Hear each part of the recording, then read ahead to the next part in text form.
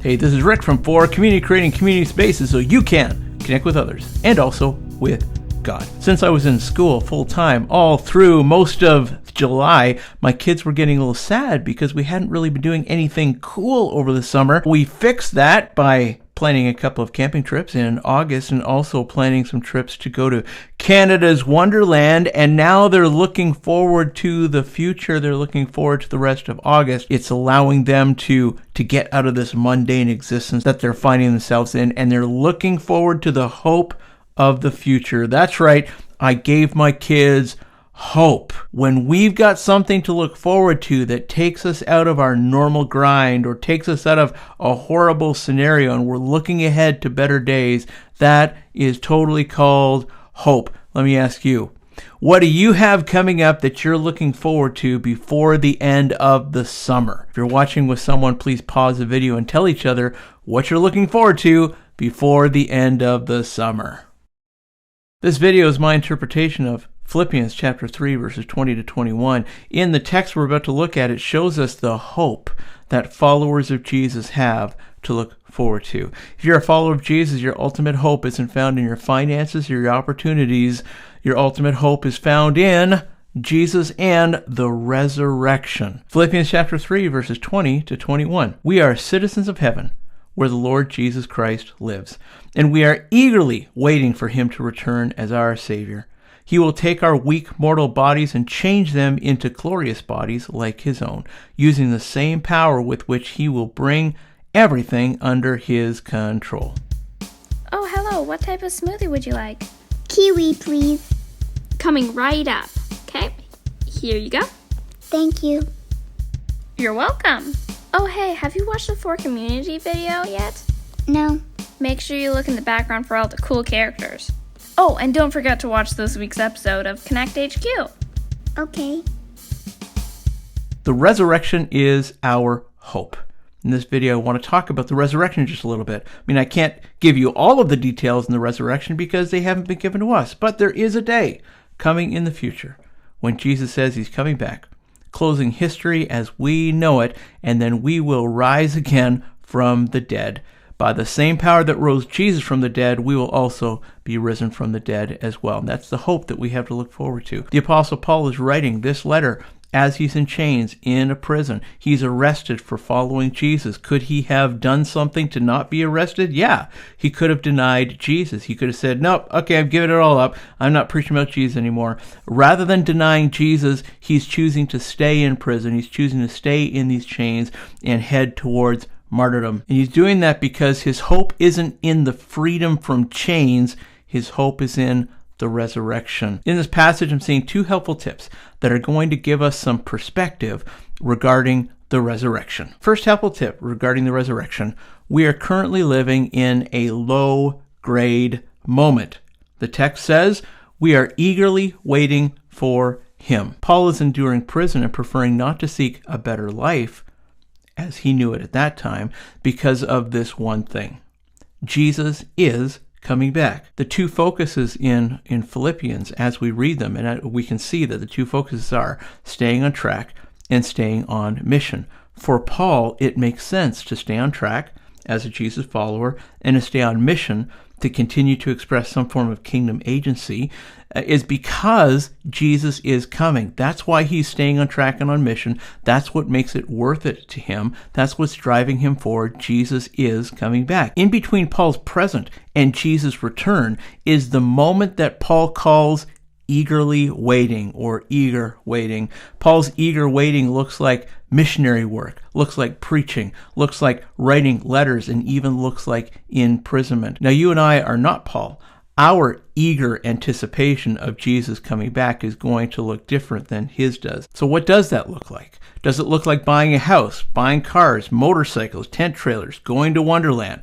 You know, I say all that because all that is true of me. I'm not pointing fingers at anyone. We still have a normal life to live while we eagerly wait for Jesus. And Paul also had, before he was in chains, Paul also had a normal life to live. He wasn't preaching all the time. He wasn't doing missionary work all of the time. However, those are the really big things. That's what the big idea of his life was, while he's also doing the normal life stuff, whatever that looked like for him. The point, at least as I see it, is around the word eagerness. In what way will we demonstrate our eagerness about Jesus' return? For Paul, it was missionary work, evangelism, outreach, preaching, writing letters. What does it look like for us? Whatever your eagerness or my eagerness looks like, it needs to include these ideas. It needs to include the idea of investment, at least as I see it. It needs to include the idea of investment. We use our lives right now in a way that makes us look forward to Jesus coming back. So we don't invest all of our eggs in one basket of this life right here. We realize that what we have, what we experience in this life right here is actually temporary, a small drop in the bucket of eternity, and it's not lasting. Whatever's coming after this moment, that's what's lasting. So whatever else our eagerness looks like as we wait for Jesus to come back, it looks like we're somehow investing with our life right now in a way that would make a difference for eternity. The second thing it should look like, in my opinion, is this idea of eternal versus temporal, that it's always stuck in our head. A lot of what we do these days won't make us past these days into eternity. Our homes, our cars, our motorcycles, they're all great. I love my motorcycle. The question is, though, are we using what we have in a way that leaves their value here? Or are we using them in a way that will show them as adding value to eternity? And you and I have to try to figure that out in our own agency as we're trying to be communicators and demonstrators of how awesome Jesus is. That's part of what we figure out.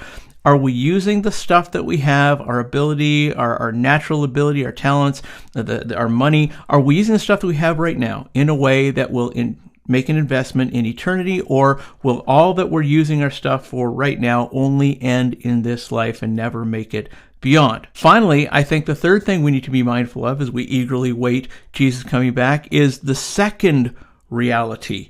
This is the first reality for us, right? But this first reality is pretty temporary. We need to be looking forward to the second reality. What's really making it into that second reality, which will be the reality far longer than this first reality?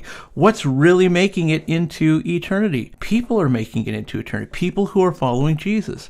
People are making it over to the other side, not stuff. And so here's the litmus test. Are we using our stuff to help ourselves and others follow Jesus? The second perspective that comes from this text that helps us to understand the resurrection a little better is this. We're heading to an upgraded forever. Right now, we're in a low-grade reality. However, we're heading toward an upgraded reality. The text says, He will take our weak and mortal bodies and change them into glorious bodies like His own. This is what Paul is really looking forward to, which is why he was okay about the risk and now the reality of him being in prison, heading to martyrdom. Paul is looking forward, looking ahead to an actual resurrection where things are going to be so much better than what they are now. As I see it, the New Testament isn't 100% clear on what eternity is really going to look like. As a matter of fact, I wonder even if it's 1% clear of what eternity is really going to look like. With all of its mystery, there is one recurring theme through the New Testament that we know for sure, because this is an actual promise. There will be a resurrection, and there will be something that comes after this, which is God's eternal kingdom. We don't really know what that looks like. We don't really know how to flesh that out and say, okay, this is what that means, but we do know there's something coming after this, and that's going to be so great that it's going to be incomparable. That means that partly means we are getting new bodies. I remember a moment when I was 19. I'm going to share this with you because then you get an idea of why I'm looking forward to the resurrection. I remember during this one summer day, at the end of the day, after running my fastest all day long and in this camp game, because I was working at Circle Square Ranch, running around playing games with the teenagers at the time, because it was teen week or something. I didn't sleep the night before, watching the sun go down. My friends are all around me, and I looked at my friends and I said something like this: hey, we are not tired at all. We could keep on running and running and running, and we will never get tired. We could keep on tackling each other, and we will never get tired. And then I just said out loud, I love being young.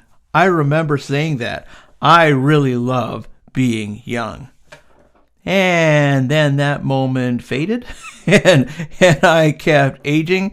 And I remember that moment when I shouted out, I love being young. Tell you, that's one of the reasons why I'm looking forward to the resurrection. I don't know about you, but I really like the idea of repeating that moment in a way that it will never, ever end. I wouldn't mind being 19 for the rest of forever. That would be awesome. What's been revealed isn't very clear. It's not. But we do know this. There will be a resurrection. Now, I'm hoping for something equivalent to my 19-year-old body to come back, but with awesome abs, though. I think I want awesome abs this time. I didn't really have abs last time. I want awesome abs. And better vision, because I had to wear glasses. But still, that's what I'm looking forward to. If you're a Jesus follower, then that's in your future, too. It's a promise. It's our hope. Matter of fact, as you're reading the New Testament, almost every single time you see the word hope used in the New Testament, particularly by Paul, it's a reference to the resurrection. Anytime, whatever letter you're reading, whatever book you're reading, when you see the word hope in the New Testament, it is a reference to the resurrection. Our hope isn't in our wealth or in our health. It's not in the opportunities we have or the opportunities that we don't have. Our hope is in the resurrection. There is a better day coming. There is a moment that we're all heading towards, which will end human history as we know it. And then God's got a plan for us. The resurrection. Whatever your lot in life, you have the ability to invest in that second reality that we're all heading towards. So here's a takeaway, okay? In the form of a question. Are we using our stuff to help ourselves and others follow Jesus? Because it's only us and others that are going to make it to the other side. Our stuff stays right here. That's it from me to you for now. Would you please like? Would you please share? Would you please subscribe? That's awesome. Thanks for doing that for our community, creating community spaces so that you can connect with others and also with God. See you next time.